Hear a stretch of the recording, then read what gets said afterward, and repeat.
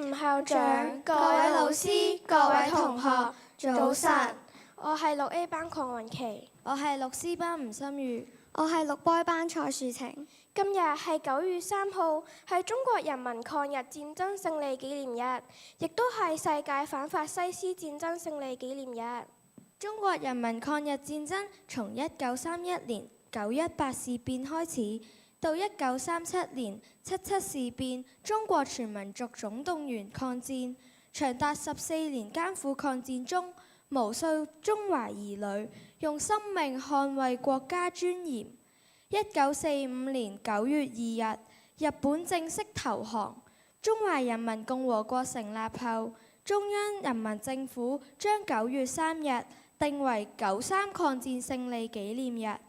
今年係中國人民抗日戰爭暨世界反法西斯戰爭勝利80週年。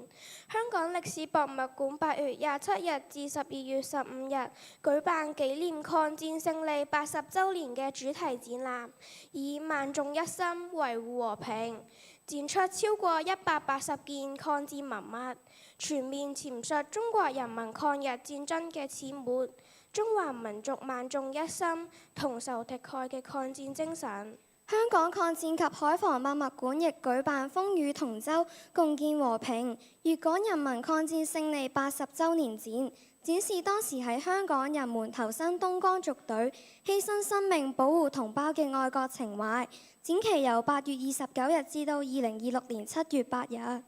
今日北京天安門會舉行隆重嘅紀念儀式，以銘記歷史、